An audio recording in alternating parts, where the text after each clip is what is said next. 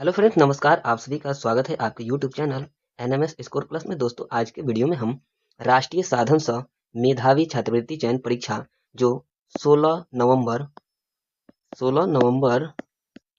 2025 को हुआ था राजस्थान के अंतर्गत, तो उस परीक्षा के जो सामाजिक विज्ञान के जो प्रश्न पूछे गए थे उनका हम लोग हल करेंगे। ये बुकलेट जो है ए है, बुकलेट सीरीज जो है ए है। और जो बच्चे एग्जाम दिए हैं वो क्या करेंगे कि क्वेश्चनों को मिलाएंगे, और जो बिहार राज्य की परीक्षा की तैयारी कर रहे हैं वो प्रश्नों को ध्यान से देखेंगे और याद करने का प्रयास करेंगे। इस तरह के प्रश्न पूछे जाते हैं। तो चलिए शुरू करते हैं। आज का जो पहला प्रश्न है, यहाँ पे पहला जो प्रश्न है कि फलीदार पौधों की जड़ों की ग्रंथिकाओं में पाया जाने वाला जीवाणु है। यानी फलीदार पौधों की जड़ों की ग्रंथिकाओं में जो पाया जाता है जीवाणु, उसे क्या कहते हैं। ये जो प्रश्न है 36 से हम लोग 70 तक देखने वाले हैं। 36 से 70 तक के प्रश्नों को हल करने वाले हैं। तो यहाँ पे जो है फलीदार पौधों की जड़ों की ग्रंथिकाओं में पाया जाने वाला जीवाणु है राइजोबियम, पेनिसिलियम, राइजोपस या एस्परजिलस। तो इसका राइट आंसर जो कर लेंगे हम, वो हो जाएगा राइजोबियम। राइजोबियम जो है फलीदार पौधों की जड़ों में पाया जाता है। अगला जो प्रश्न है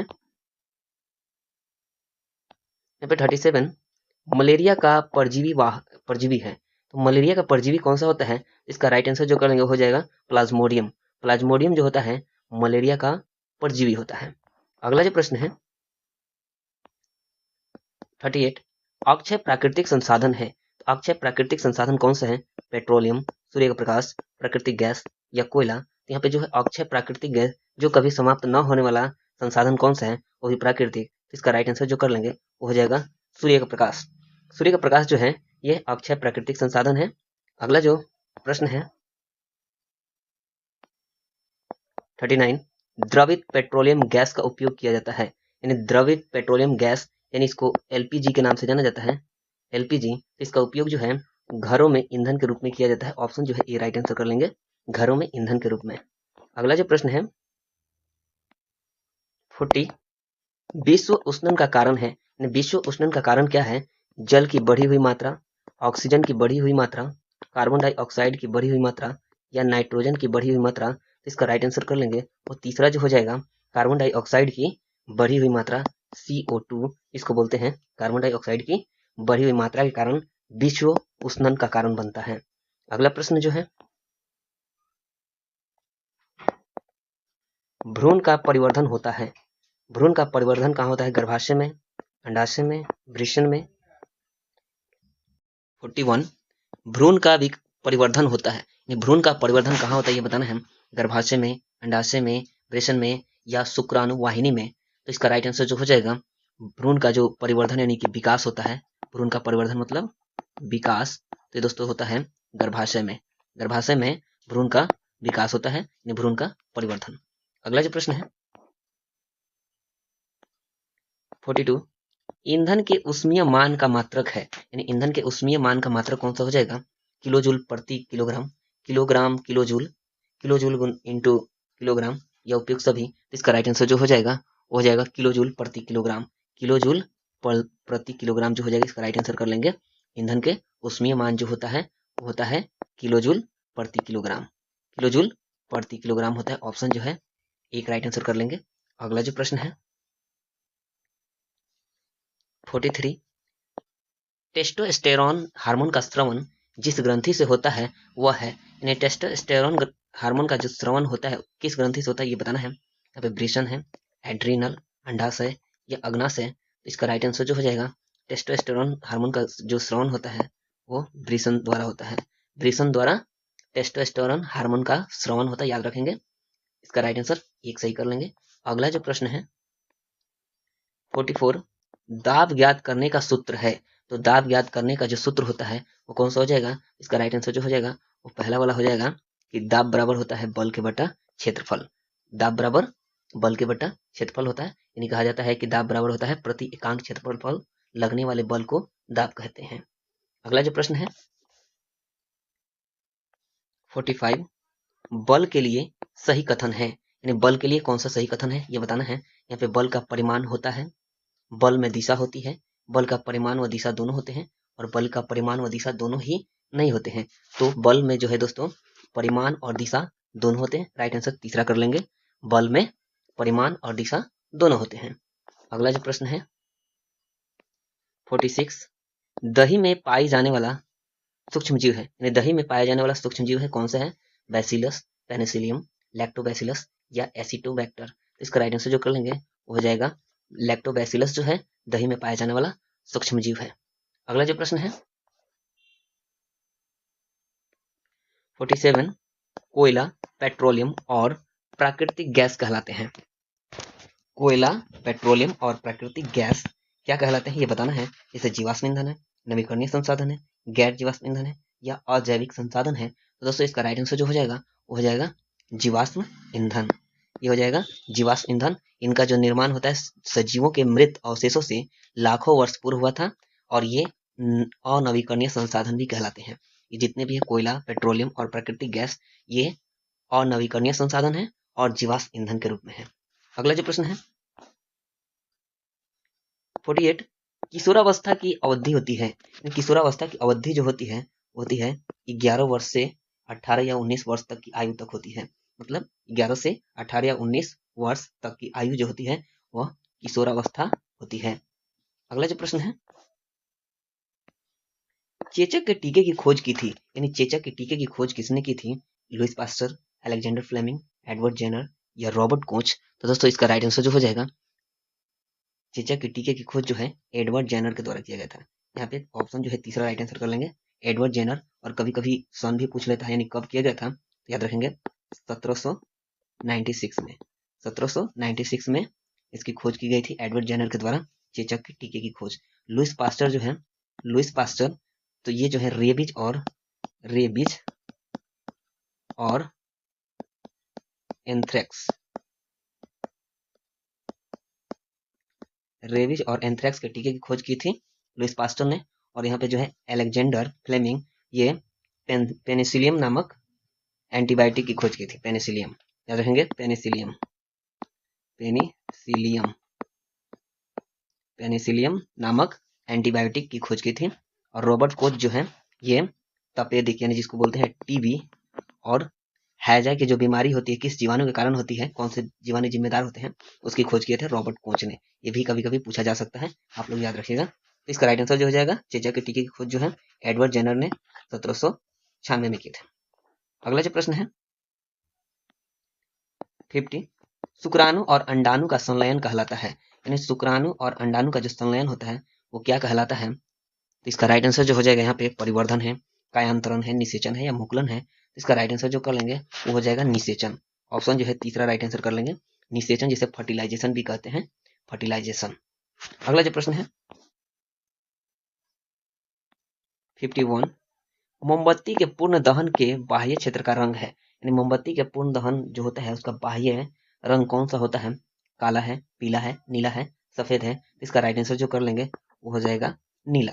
मोमबत्ती का जो पूर्ण दहन का जो बाह्य क्षेत्र होता है वह नीला होता है, और यह सबसे गर्म भाग होता है। सबसे गर्म भाग होता है मोमबत्ती का बाह्य क्षेत्र, और ये पूर्ण दहन होता है जिसका रंग नीला होता है। और यहाँ पे देखिए जो बिना जला मोमबत्ती है वो काला रंग का होता है, और ये जो सबसे कम गर्म भाग जो होता है वो पीला भाग होता है, जो आंशिक रूप से आंशिक दहन वाला क्षेत्र कहलाता है। अगला जो प्रश्न है तो इसका राइट आंसर कर लेंगे नीला। अगला जो यहाँ पर प्रश्न है टेस्ट ट्यूब बेबी शब्द जिस प्रजनन तकनीक से जुड़ा है वह है, नहीं टेस्ट ट्यूब बेबी किस शब्द से जुड़ा है ये बताना है। तो इसका राइट आंसर जो हो जाएगा वो तीसरा कर लेंगे इन विट्रो निषेचन, यानी इन विट्रो निषेचन जो आप लोग सुने होंगे IVF, इन विट्रो फर्टिलाइजेशन जो होता है यह टेस्ट ट्यूब बेबी शब्द से जुड़ा हुआ है। अगला जो प्रश्न है 53, कीट भक्षी पादप का उदाहरण है, यानी कीट भक्षी पादप का उदाहरण कौन सा है? मूंग, लाइकिंग, वीनस या अमरबेल। तो यहाँ पे जो है कीट भक्षी जो पौधा होता है वो होता है Venus fly trap. Venus fly trap जो है वह एक कीट भक्षी पौधा होता है। इसके साथ साथ और भी बहुत प्रकार के पौधे होते हैं जो कि कीट भक्षी कहलाते हैं, जिसमें पीचर प्लांट भी है, पीचर प्लांट जिसको घटपर्णी कहा जाता है। उसके साथ साथ कोबरा लिली है, डोसेरा है और यूट्रिकुलेरिया है। ये सभी नाम याद रखेंगे। कौन कौन से? पीचर प्लांट जिसको घटपर्णी कहते हैं, उसके बाद कोबरा लिली है, ड्रोसेरा है और यूट्रिकुलेरिया है। ये सभी जो है कीटभक्षी पादप होते हैं। अगला जो प्रश्न है 54 कॉकरोच के शरीर में वायु प्रवेश करती है, यानी कॉकरोच के शरीर में वायु प्रवेश कहाँ से करती है? इसका राइट आंसर जो कर लेंगे वो हो जाएगा श्वास रंध्र द्वारा। श्वास रंध्र द्वारा वायु प्रवेश करती है कॉकरोच के शरीर में। अगला जो प्रश्न है यहाँ पे 55 पादपों में जल का परिवहन होता है, यानी पादपों में जल का परिवहन होता है, तो इसका राइट आंसर जो कर लेंगे हो जाएगा जल के द्वारा। पादपों में जल का जो परिवहन होता है वो जाइलम के द्वारा होता है, याद रखेंगे जाइलम के द्वारा। ज से जल और ज से जाइलम, याद रखेंगे मैच कर रहा है, इस तरह भी बनाया जा सकता है। और ये जो फ्लोएम होता है, फ्लोएम जो होता है पौधों में भोजन के परिवहन के लिए जिम्मेदार होता है, भोजन को पहुंचाता है फ्लोएम, याद रखेंगे भोजन को पहुंचाता है फ्लोएम। अगला जो प्रश्न है 56 नर और मादा युग्मक के युग्मन का प्रक्रम कहलाता है, यानी नर और मादा युग्मक के जो युग्मन का प्रक्रम है उसको क्या कहा जाता है? इसका राइट आंसर जो कर लेंगे वो हो जाएगा निषेचन, वो हो जाएगा निषेचन। अगला जो प्रश्न है 57 निम्न में से सही विकल्प का चयन कीजिए, निम्न में से सही विकल्प का चयन कीजिए। यहाँ पे कीट भक्षी जो है घटपर्णी, अमरबेल जो है जीवाणु, क्लोरोफिल जो है कवक और पर्णशिराएं जो है मूल। इसका राइट आंसर जो हो जाएगा यहाँ पे सही जो दिया गया है वो घटपर्णी जो है कीटभक्षी पौधा होता है, ये हमारा सही होगा, इसलिए इसका राइट आंसर जो हो जाएगा पहला वाला। अमरबेल जो होता है वो जो जीवाणु ना होकर ये जो होता है परजीवी होता है, परजीवी होता है अमरबेल, यह दूसरे पर आधारित होता है। अगला जो प्रश्न है ये प्रश्न नहीं, तीसरा जो है कि क्लोरोफिल जो होता है ये पत्तियों में होता है, जबकि कवक में ये क्लोरोफिल नहीं होता है। और ये जो पर्णशिराएं जो होती है, पर्णशिराएं ये पत्तियों में होती है, ये पत्तियों में होती है, जड़ों में, यानी मूल मतलब क्या होता है जड़ों में नहीं होती है, ये भी गलत है। और ये जो क्लोरोफिल जो होता है पौधों में होते हैं, क्लोरोफिल पौधों में, जो कि कवक में नहीं होता है। और यहाँ पे जो है अमरबेल ये भी जीवाणु नहीं है, तो इसका राइट आंसर जो हो जाएगा वो कीटभक्षी, राइट आंसर कर लेंगे। कीटभक्षी जो होता है वो घटपर्णी का पौधा होता है। अगला जो प्रश्न है नीचे दी गई आकृति का नाम बताएं। ये जो आकृति है ये किसका आकृति है ये बताना है। नीचे जो आकृति दी गई है किसकी आकृति है? समतल दर्पण, उत्तल लेंस, अवतल लेंस या परावर्तक दर्पण। इसका राइट आंसर जो हो जाएगा वो हो जाएगा अवतल लेंस। अवतल लेंस में बीच में यहाँ पे पतला होता है और साइड में ऊपर नीचे जो सिरा होता है वहां पे चौड़ा होता है, यानी मोटा होता है, और बीच में क्या होता है पतला होता है। और जो बीच में क्या होता है कि मोटा होता है और साइड में पतला होता है उसे उत्तल लेंस कहते हैं, इस तरह का। जो बीच में मोटा और साइड में अगर पतला हो वो होता है उत्तल लेंस, और अवतल लेंस जो होता है वो बीच में पतला और साइड में मोटा होता है। अगला जो प्रश्न है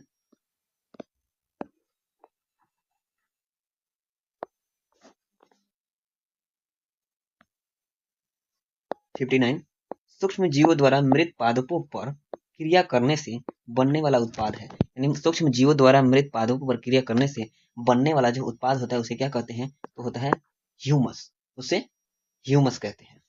अगला जो प्रश्न है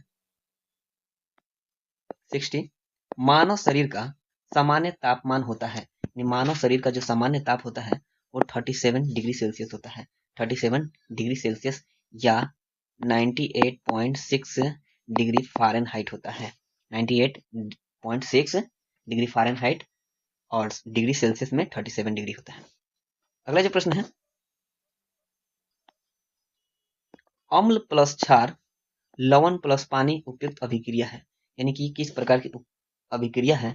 यहाँ पे संश्लेषण अभिक्रिया, विश्लेषण अभिक्रिया, उदासीनीकरण अभिक्रिया या ऊष्माक्षेपी अभिक्रिया। इसका राइट आंसर कर लेंगे उदासीनीकरण अभिक्रिया। अगला जो प्रश्न है 62 लोहे पर जंग लगने के लिए आवश्यक पदार्थ है, लोहे पर जंग कब लगता है ये बताना है, कौन कौन से पदार्थ की आवश्यकता होती है। यहाँ पे जल और नाइट्रोजन है, जल सल्फर है, जल ऑक्सीजन है, या कार्बन डाइऑक्साइड और नाइट्रोजन है। तो यहाँ पे हो जाएगा कि लोहे पर जब जंग लगता है कब लगता है, यानी कि जल और ऑक्सीजन हो तो लोहे पे जंग लगता है। अगला जो प्रश्न है पुष्प में मादा युग्मक का निर्माण होता है, यानी पुष्प में मादा युग्मक का निर्माण कहाँ होता है? वर्तिका में, परागकोश में, वर्तिकाग्र में या बीजांड में? इसका राइट आंसर कर लेंगे बीजांड में है, क्योंकि मादा युग्मक का निर्माण होता है। अगला जो प्रश्न है 64, चाल का मूल मात्रक है। चाल का मूल मात्रक जो होता है वो मीटर पर सेकंड होता है। चौथा नंबर मीटर पर सेकंड यानी मीटर प्रति सेकंड होता है। अगला जो प्रश्न है 65, जब किसी तार में विद्युत धारा प्रवाहित होती है तो वह चुंबक की भांति व्यवहार करता है। इस प्रभाव का उदाहरण है, यानी इस प्रभाव का क्या उदाहरण है? इसका राइट आंसर जो कर लेंगे वो हो जाएगा विद्युत घंटी। विद्युत घंटी 65 का जो राइट आंसर हो जाएगा विद्युत घंटी।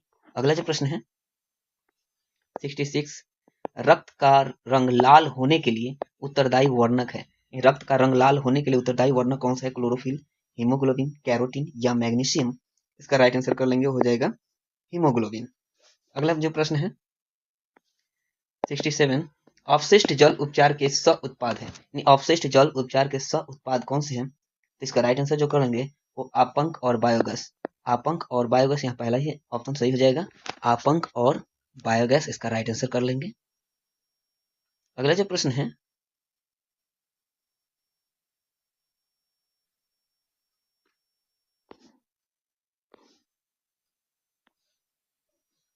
68, नीले लिटमस को लाल में परिवर्तित करने वाला पदार्थ है। नीले लिटमस को लाल में परिवर्तित करने वाला पदार्थ कौन सा है?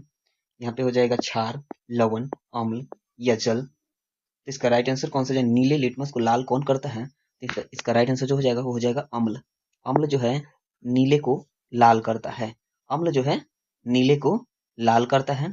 और यहाँ पे जो क्षार दिया गया है वो जो है लाल को नीला में परिवर्तित करता है। ये भी कभी कभी एग्जाम में पूछा जा सकता है, इसे आप लोग याद रखिएगा दोनों को। यहाँ पे जल में कोई परिवर्तन नहीं होता, ये भी कभी कभी पूछा जा सकता है। अगला जो प्रश्न है 69, व्यायाम करते समय पेशियों में ऐंठन का कारण बनता है। यानी व्यायाम करते समय पेशियों में ऐंठन का कारण क्या है? इसका राइट आंसर कर लेंगे, वो हो जाएगा लैक्टिक अम्ल का बनना। लैक्टिक अम्ल का बनना, जिसके कारण पेशियों में ऐंठन का कारण बनता है।